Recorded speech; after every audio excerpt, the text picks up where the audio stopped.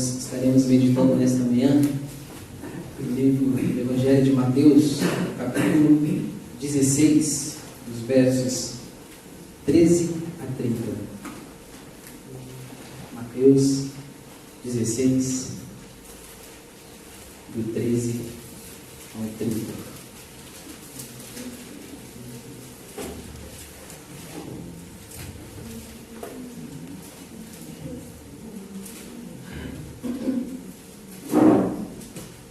Diz assim a Escritura: Indo Jesus para os lados de Cesareia de Filipe, perguntou a seus discípulos: Quem diz o povo ser o Filho do Homem? E eles responderam: Uns dizem João Batista, outros Elias, e outros Jeremias, ou algum dos profetas. Mas vós, continuou ele, quem dizeis que eu sou? Respondeu Simão Pedro e disse: Tu és o Cristo, o Filho do Deus vivo. Então Jesus lhe afirmou: Bem-aventurado és, Simão Bar-Jonas, porque não foi a carne e sangue que tu revelaram, mas meu Pai que está nos céus. Também eu te digo que tu és Pedro, e sobre esta pedra edificarei a minha igreja, e as portas do inferno não prevalecerão contra ela. Dar-te-ei as chaves do reino dos céus. O que ligares na terra terá sido ligado nos céus, e o que desligares na terra terá sido desligado dos céus. Então advertiu os discípulos de que a ninguém dissesse ser ele o Cristo. Vamos pedir ao Espírito de Deus que fale conosco nesta manhã. Senhor nosso Deus, mais uma vez te agradecemos e pedimos que o Senhor possa revelar tua palavra a nós, como o Senhor revelou a Pedro. Que o Senhor ilumine o nosso entendimento nesta manhã, para que possamos conhecer mais tua palavra e ser praticantes dela, em nome de Jesus. Amém.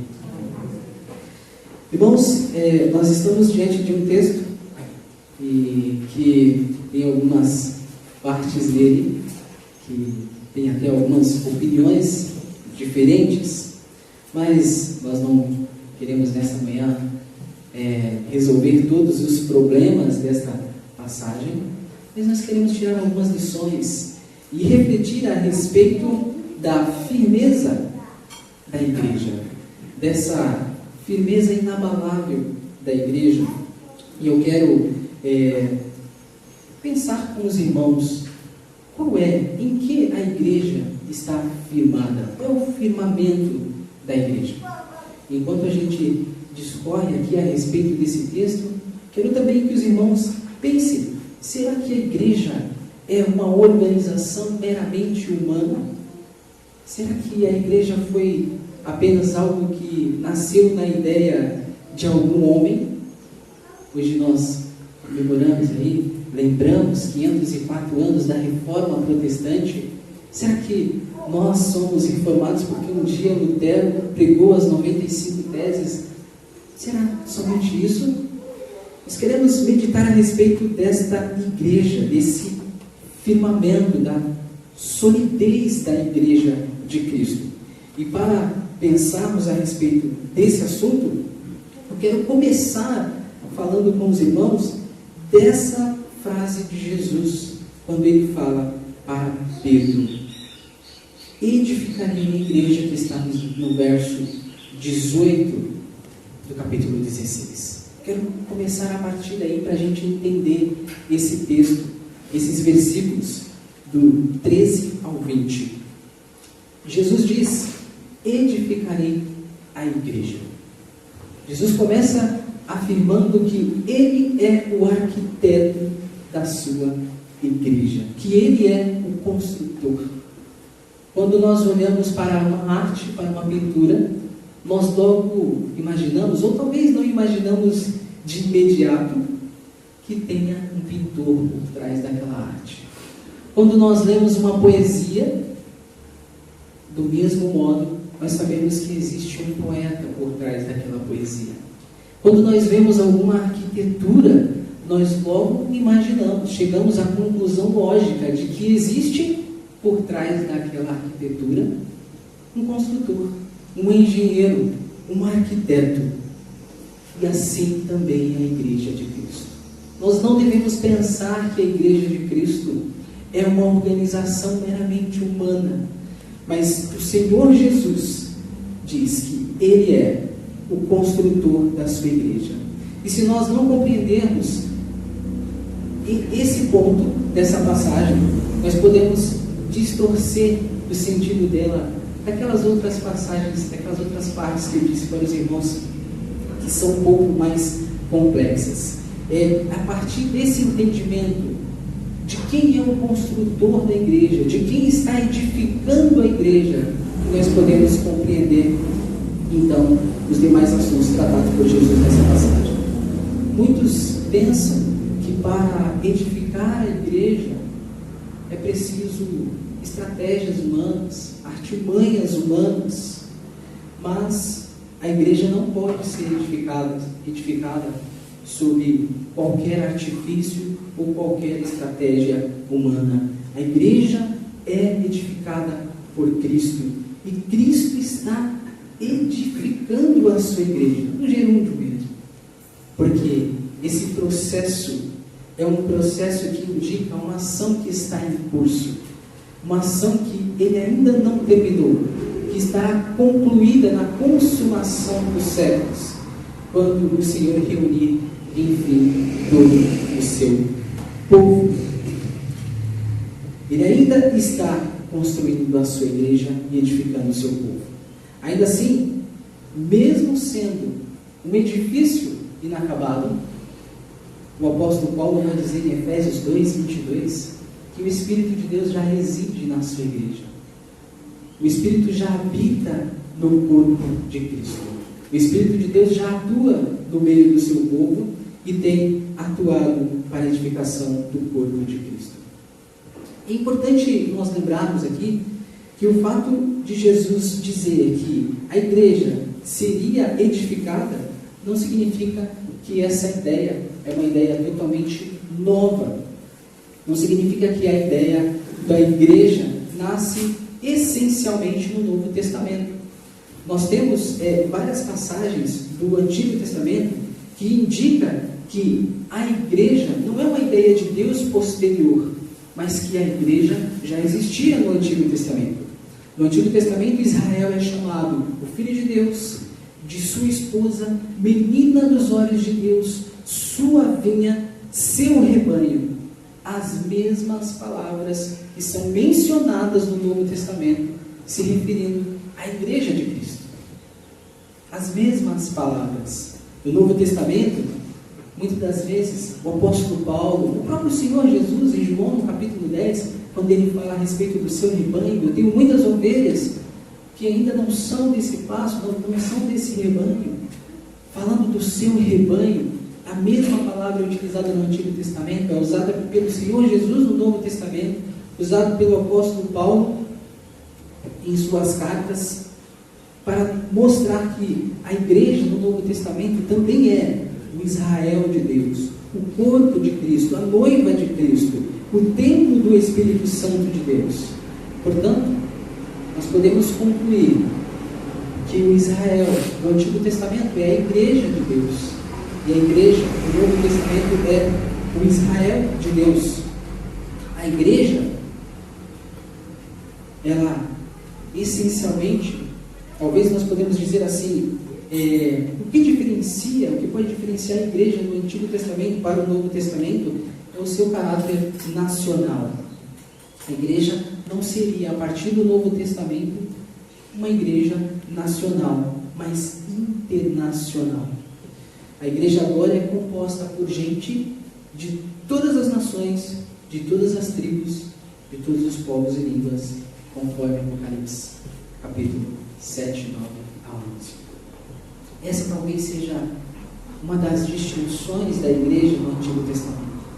Naquele estágio da história da redenção, no Antigo Testamento, Deus está trabalhando para que aconteça um clímax na história, no momento da morte e ascensão de Cristo, quando os seus discípulos recebem o Espírito Santo de Deus E o Senhor Jesus diz para eles, lá no início do livro de Atos: e sereis testemunhas até os confins da terra.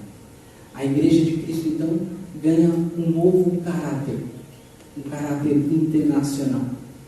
Então, quando nós lemos que Jesus diz aqui que a igreja seria edificada, nós precisamos entender que essa ideia não é uma ideia totalmente nova. Jesus não está falando que vai criar uma igreja nova, mas que existe um novo estágio na história da redenção. E a igreja está sendo edificada desde os tempos primórdios. Desde a queda, a igreja de Cristo tem sido edificada. Agora o Senhor Jesus diz para Pedro: também eu te digo que tu és Pedro, no verso 18. Quando o Senhor Jesus chamou Pedro para ser seu discípulo, isso está registrado em João, capítulo 1, versículo 32, ele deu esse nome para ele. Jesus chamou Simão para ser seu discípulo e deu o nome para ele de Pedro, que significa rocha, que significa pedra. No contexto aqui de Mateus 16, 18, Jesus havia feito uma pergunta para os seus discípulos. Jesus estava interessado em saber a respeito dos seus discípulos, o que os seus discípulos pensavam a respeito dele. Jesus iniciou a conversa com uma pergunta genérica, com uma pergunta abrangente: o que diz o povo ser o Filho do Homem? Quem estão dizendo que eu sou? Assim também é hoje. O que dizem a respeito de Cristo? O que dizem as pessoas que eu sou? Depois de Jesus ouvir a resposta dos seus discípulos, alguns responderam: João Batista, outros Elias e outros Jeremias, ou algum dos profetas. Jesus então afunila a pergunta. Jesus decide fazer a pergunta novamente de uma maneira mais restrita. Eu penso que Jesus já tinha essa intenção de saber dos seus discípulos o que eles diziam, ou o que eles pensavam a respeito dele. O nosso Deus não é Deus de acaso. O nosso Deus sabe como trabalhar em nós. E o que o Senhor Jesus está fazendo é trabalhando na vida dos seus discípulos, trabalhando neles, para que eles compreendam quem Ele de fato é. Por isso que Ele começa com uma pergunta mais geral. E agora Jesus faz essa pergunta de maneira mais específica para os seus discípulos. E vocês? O que vocês dizem sobre mim? Quem eu sou? Então Pedro responde com essa confissão, que é uma das confissões mais profundas a respeito do Senhor Jesus. Pedro diz: tu és o Cristo, o Filho do Deus vivo. Ainda que Pedro não fosse tão esclarecido quanto ele se tornaria mais tarde, ainda assim o Senhor Jesus diz que essa revelação foi dada pelo próprio Deus. É importante nós entendermos também, irmãos, que essa pergunta de Jesus aos seus discípulos: quem estão dizendo que eu sou? E quem vocês dizem que eu sou? Não é porque Jesus tinha uma certa crise de identidade. Jesus não tinha crise de identidade. Jesus sabia exatamente quem ele era. Olha para o versículo 20. Jesus fala assim: então advertiu os discípulos, João fala, né? Jesus advertiu os discípulos de que a ninguém dissessem ser ele o Cristo. Jesus sabia exatamente quem ele era. Jesus não tinha uma crise de identidade. Mas certamente nós somos diferentes do nosso próprio Senhor Jesus, porque o Senhor responde de uma forma diferente para Pedro. E ele fala para Pedro assim, após a resposta de Pedro, após Pedro dar essa declaração teológica a respeito do Senhor Jesus: tu és o Cristo, o Filho do Deus vivo. Jesus responde para Pedro: sim, também eu te digo que tu és Pedro. Olha que interessante. A nossa identidade está em Cristo. Nós não somente temos dificuldade de compreender quem nós verdadeiramente somos, mas Cristo é quem nos diz quem verdadeiramente nós somos. E por isso nós também não devemos ter nenhuma crise de identidade, porque a nossa identidade está em Cristo. E então Cristo responde para Pedro: tu és Pedro. Basicamente, o que Jesus está dizendo para Pedro é: Pedro, você fez uma declaração verdadeira a respeito de mim. Eu sou de fato quem você está dizendo que eu sou. E agora eu digo quem você é. Você é Pedro. Um nome que revela uma característica, que revela o caráter do próprio apóstolo Pedro. Assim como o meu nome, Cristo, revela quem eu sou, Messias, o teu nome, que eu te chamei, revela quem tu és. Uma rocha, firmeza, solidez. E sua confissão, Pedro, demonstra exatamente isso. É o que Jesus está dizendo para Pedro. É por isso que agora nós chegamos nesse verso. Sobre esta pedra edificarei a minha igreja. Eu fiz esse caminho um pouco diferente aqui nessa passagem, justamente para quando a gente chegasse nesse determinado ponto da passagem, ficasse mais fácil para a gente compreender que eu creio que Jesus está fazendo menção nesse verso. Sobre esta pedra edificarei a minha igreja. Se não fossem, irmãos, os abusos interpretativos dessa passagem, que muitos têm feito, certamente seria mais fácil para os cristãos aceitarem que Jesus está, de fato, se referindo a Pedro. Mas, infelizmente, por conta dos abusos interpretativos, muitos cristãos rejeitam essa ideia. E então, surgem outras ideias, outras sugestões. Muitos intérpretes têm entendido que quando Jesus diz, faz essa afirmação para Pedro, sobre esta pedra edificarei a minha igreja, Jesus está dizendo que a referência à pedra, essa é algumas sugestões de alguns intérpretes, que é a confissão de Pedro. A confissão seria o fundamento que Jesus está edificando a sua igreja. Outros sugerem que Jesus é a pedra, até porque o próprio Pedro vai dizer que Jesus é a pedra angular, lá na sua primeira epístola, no capítulo 2, do verso 5 ao 8. Contudo, irmãos, o fato de que houve e ainda há abusos, não só desse texto, mas de muitos textos das Escrituras, o fato que existem abusos não nos autoriza de maneira nenhuma a criar uma nova ideia.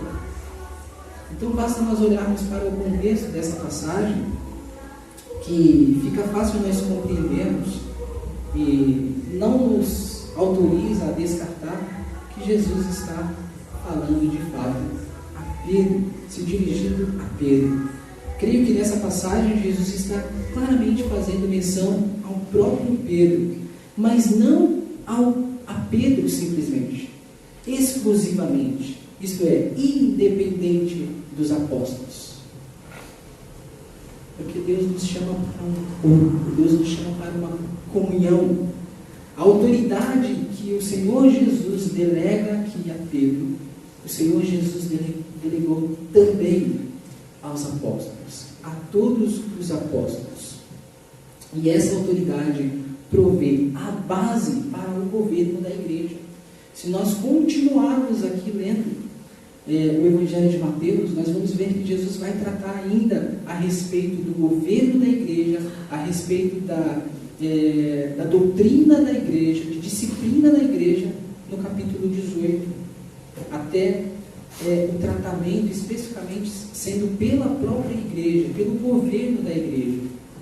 Então, nós não precisamos rejeitar a autoridade que o Senhor dá ao governo da igreja, aqueles que o Senhor coloca para dirigir para governar sua igreja por conta das distorções, como nós sabemos.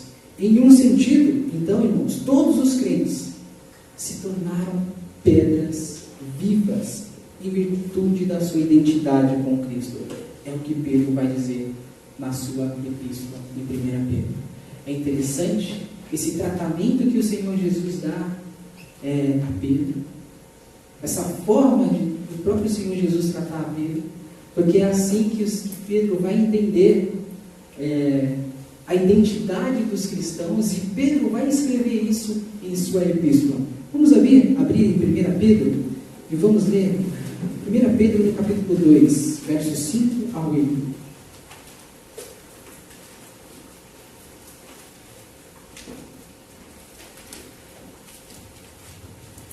1 Pedro 2.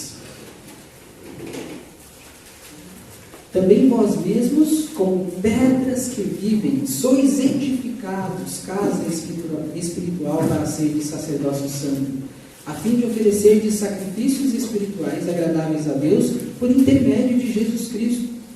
Pois isso está na Escritura: eis que põe em Sião uma pedra angular, eleita e preciosa, e quem nela crê não será de modo algum envergonhado.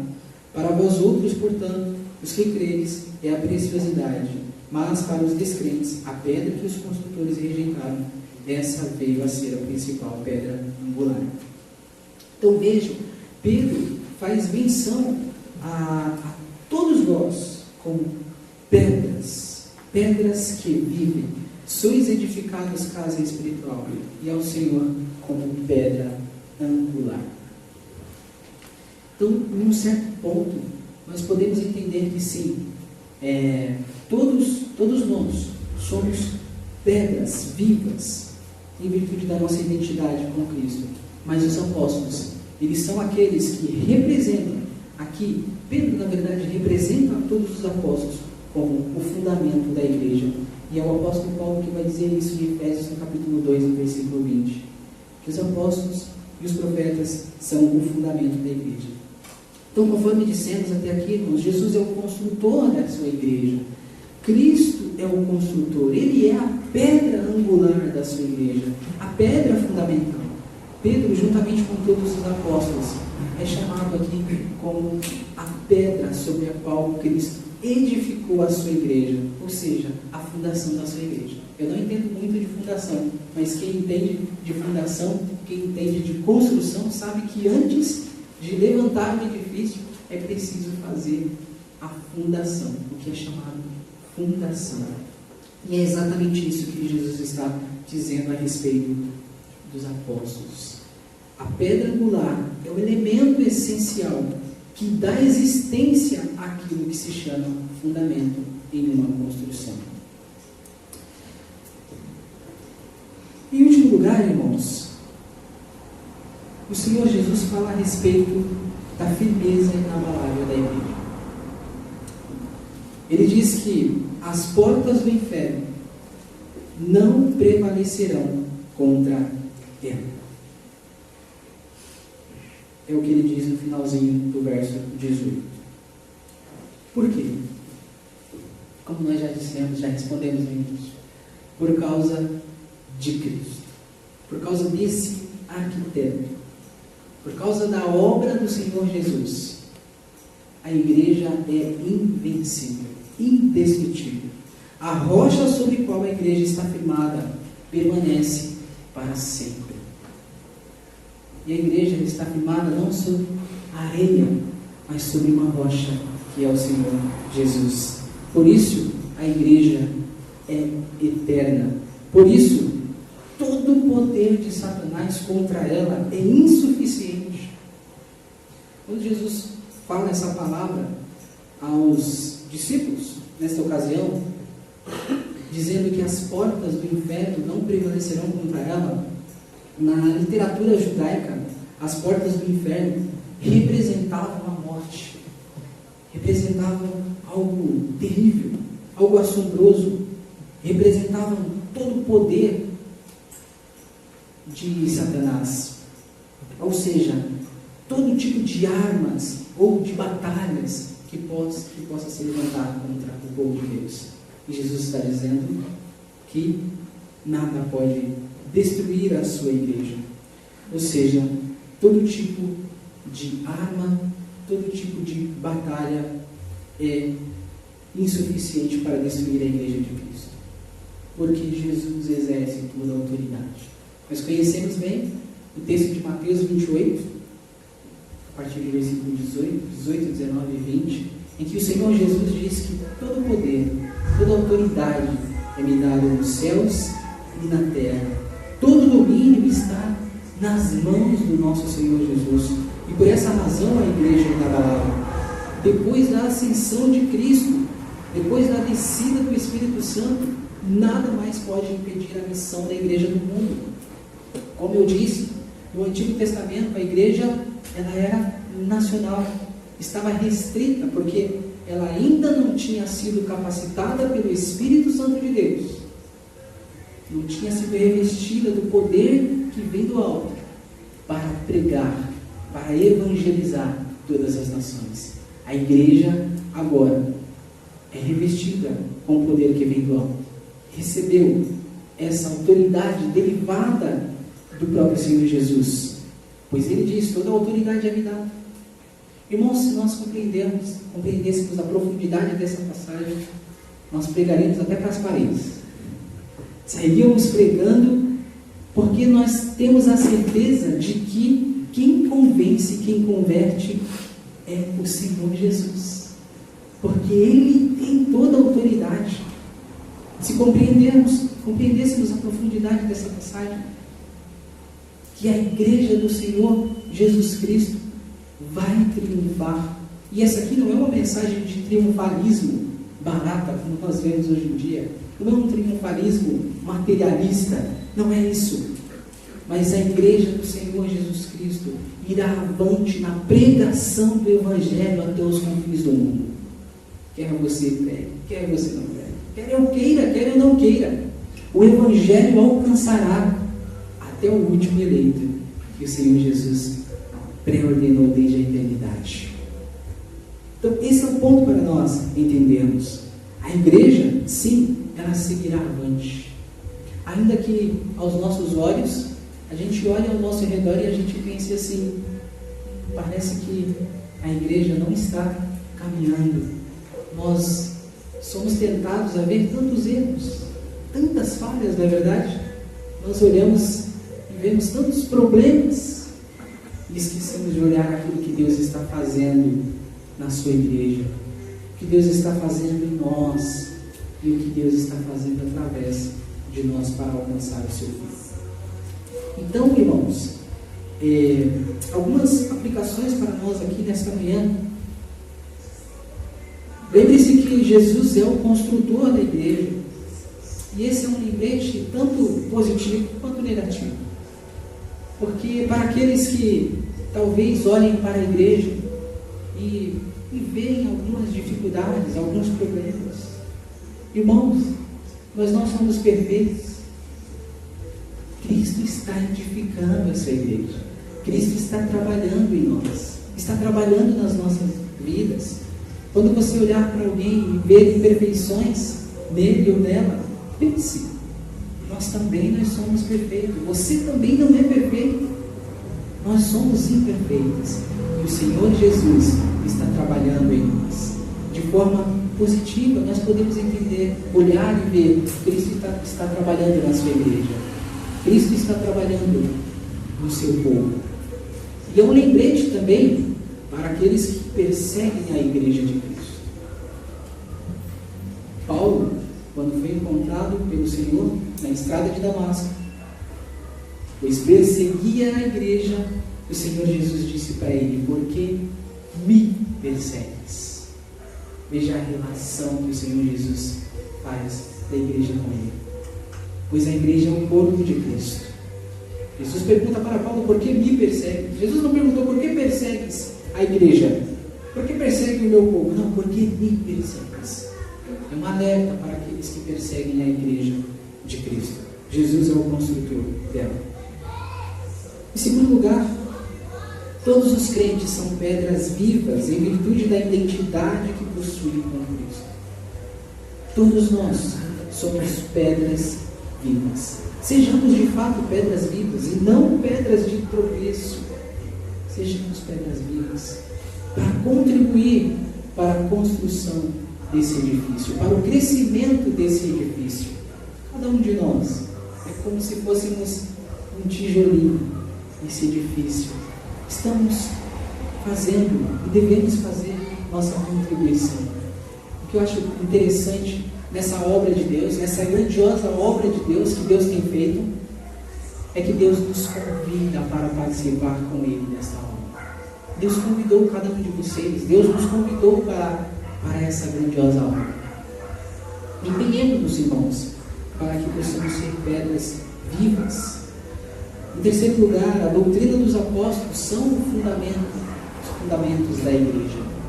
É importante que os cristãos, em tempos tão sombrios como os de hoje, em que as igrejas e muitos irmãos têm rejeitado a doutrina, nós resgatemos os princípios de uma boa e sólida igreja, com doutrina, a doutrina dos apóstolos. E em último lugar, irmãos, a igreja de Cristo é inabalável e nada pode destruí-la, porque Cristo é o Senhor da sua igreja. Fazemos parte de um reino eterno. A igreja é o reino de Deus. A igreja não é uma ideia divina posterior, ela está no próprio âmago do propósito eterno de Deus. Ela não é de forma alguma um acidente na história. Nenhum de nós estamos aqui por acidente. Ela é certamente o clímax do drama da redenção. Essa é uma imagem magnífica, irmãos. Deus está edificando o seu povo. O Senhor Jesus é o seu construtor. A doutrina dos apóstolos é o seu fundamento. Que possamos ter essa certeza que a igreja do Senhor jamais será abalada. Amém? Vamos fazer uma oração? Deus eterno, nós te damos graças por esta palavra, pela tua palavra. Te louvamos, ó Deus, porque o Senhor nos chamou para o teu reino eterno. O Senhor tem um reino e fazemos parte pela misericórdia do Senhor. Que o Senhor possa nos fazer olhar e ver que o Senhor Jesus tem edificado a sua igreja através dos tempos e na história. E que possamos, ó Deus, ser pedras vivas, na certeza de que a igreja do Senhor é firme e inabalável, e que nada poderá destruir. Oramos em nome de Jesus. Amém.